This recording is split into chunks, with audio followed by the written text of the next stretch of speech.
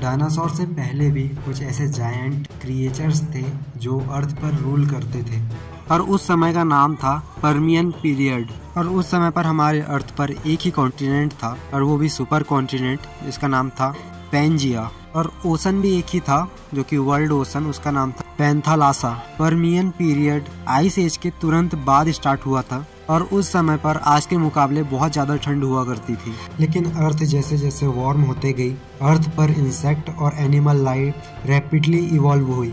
ये एक volcanic world है।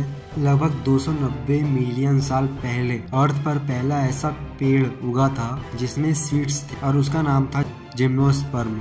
कॉकरोचेस, जिसे हम सभी लोग जानते ही हैं, लेकिन क्या आप ये जानते हैं कि कॉकरोच उस टाइम पर उनका जो साइज है वो बहुत बड़ा हुआ करता था आज के कंपैरिजन में। लेकिन उन्होंने भी इस अर्थ पर राज नहीं किया था। लेकिन उस समय पर हुआ करते थे डायमेट्रोडॉन। लेकिन इस एनिमल का नाम जितना फैसिनेटिंग लग रहा है, ये उससे भी ज़्यादा टेरिफाइंग था। ये एंशिएंट लिजर्ड 5 मीटर तक लॉन्ग होती थी और इसका वेट 225 किलोग्राम के लगभग होता था और इसकी एक लंबी पूंछ होती थी।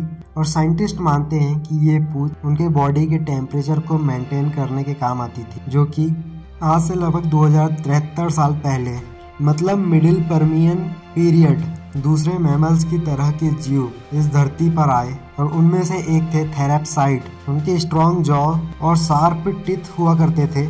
मिडिल पर्मियन के दौरान अर्थ का टेम्परेचर बढ़ता गया। पेंजिया का एवरेज टेम्परेचर बढ़कर 25 डिग्री सेल्सियस हो गया था और उस समय पर वॉल्केनिक इरप्शन की वजह से एटमॉस्फेयर में बहुत सारी ग्रीन हाउस गैसेस थी और टेम्परेचर में चेंज होने की वजह से सी लेवल भी चेंज हो रहे थे। यदि आप उस समय पर जो ग्लोबल ओशन था उसमें स्विम करने के लिए जाते, अंदर उसमें डाइव करते, तो आपको उस टाइम पर की एंशिएंट शार्क दिखाई देती और साथ ही में बहुत सारी कॉम्प्लेक्स मरीन लाइफ स्पीसीज भी थी। 260 मिलियन साल पहले लेट पर्मियन पीरियड में एक और रेप्टाइल हमें देखने को मिलता है जो थे लिस्टोसोरस। लेकिन ये बाकी मॉन्स्टर रेप्टाइल की तरह उतने बड़े नहीं थे।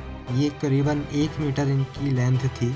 लेकिन इसी समय के दौरान वहाँ के एटमॉस्फेयर में, यानी कि अर्थ के उस टाइम की कुछ बुरा हो रहा था। और बुरा ये था कि जितने भी वॉल्केनिक इरप्शन हो रहे थे उसकी वजह से जितनी भी गैसेस निकल रही थी वो सब ऑक्सीजन को डिस्प्लेस कर रही थी और उस टाइम पर एटमॉस्फेयर में मात्र 10% ऑक्सीजन थी, जबकि आज हमारे एटमॉस्फेयर में 21% ऑक्सीजन है। और उस समय पर अर्थ का टेम्परेचर बढ़ता गया और आज से लगभग 252 मिलियन ईयर पहले अर्थ पर जितने भी प्लांट और एनिमल थे उनमें से 90% वाइप्ड आउट हो गए।